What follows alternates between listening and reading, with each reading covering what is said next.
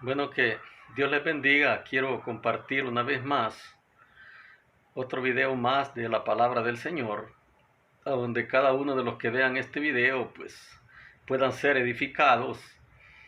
Cada día sigamos aprendiendo más y más de la verdad, de la realidad que la palabra de Dios nos enseña. ¿Verdad? Y en esta vez quiero leer la carta a los Romanos, capítulo 5, versículo 12, y dice: por un hombre entró el pecado, y por el pecado la muerte pasó a todos los hombres, por cuanto todos pecaron. Amén. Obviamente, el apóstol Pablo acá se está refiriendo a aquel hombre que en las escrituras conocemos como Adán. Adán fue el primer hombre que Dios creó, el primer hombre que existió en esta tierra. Y cuando Dios creó al hombre, lo creó a su imagen y semejanza moral. Por eso, ¿verdad? Cuando Dios crea al hombre, el hombre estaba dotado de santidad, estaba dotado de inocencia, de amor y de misericordia. Pero cuando el hombre pecó, esa imagen de Dios en él se dañó y el hombre corrompió su naturaleza.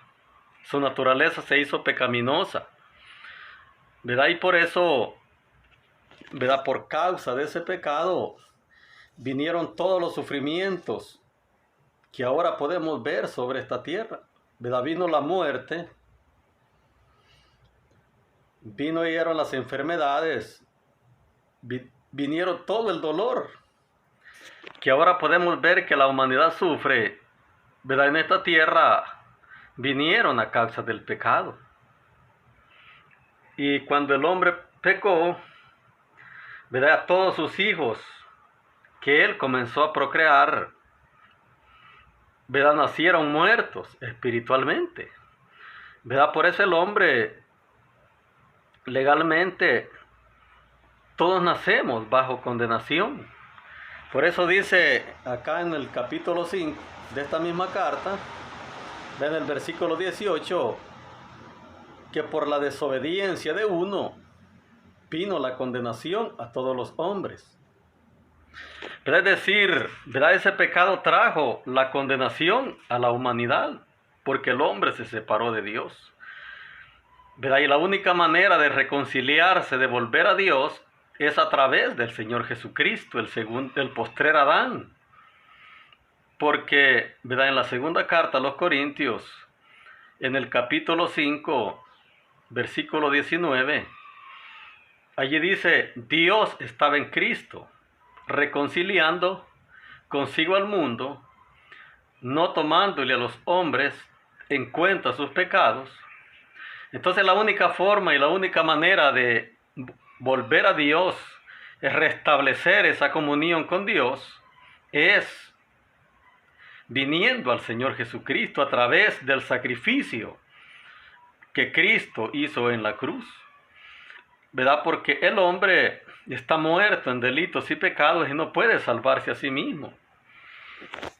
¿Verdad? Lo bueno que el hombre pueda hacer, eso no lo es suficiente para poder salvarse. ¿Verdad? Hay quien que puede decir: pero yo no fumo, no tomo, no mujereo, ni salgo siquiera de la casa, no me meto con nadie, no le hago mal a nadie, y todo eso puede ser verdad, que hay personas así. Pero eso no le es suficiente al hombre para cumplir la demanda de la justicia que Dios establece para la salvación. ¿Verdad? Esa solamente la podemos obtener, ¿verdad? Cuando nosotros entendemos que Cristo Jesús, no habiendo pecado en él, no habiendo maldad en él, como el ser más inocente, sin ninguna culpa, él llevó la carga de nuestros pecados, los pecados de cada uno de nosotros. ¿Verdad? Por eso Juan el Bautista, cuando vio al Señor Jesucristo, cuando Juan andaba en su ministerio, ¿verdad? Él dijo: he aquí el Cordero de Dios que quita el pecado del mundo. Entonces Juan, inspirado por el Espíritu Santo, reconocía y sabía y estaba anunciándolo, publicándolo, ¿verdad? Que Cristo Jesús es el único que puede quitar los pecados. El Cordero de Dios, dijo Juan, que quita el pecado del mundo.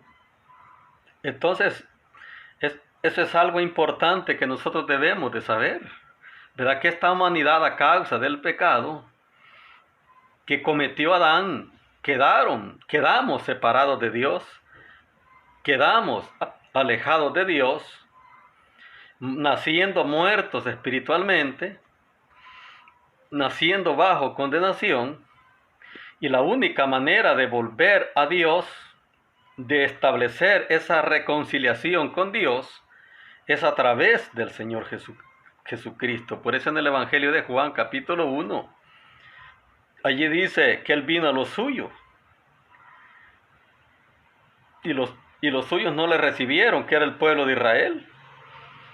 Pero a cuanto le recibieron, Dios les dio potestad de ser llamados hijos de Dios.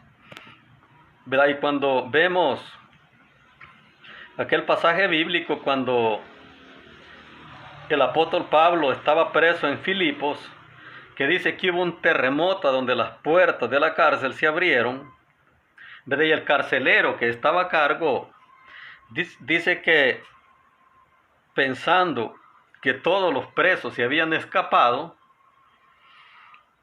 él tomó la espada y quería matarse. Pero el apóstol Pablo le dijo: no te hagas ningún daño, que ninguno se ha salido. Y él les dijo: señores, ¿qué debo hacer para ser salvo?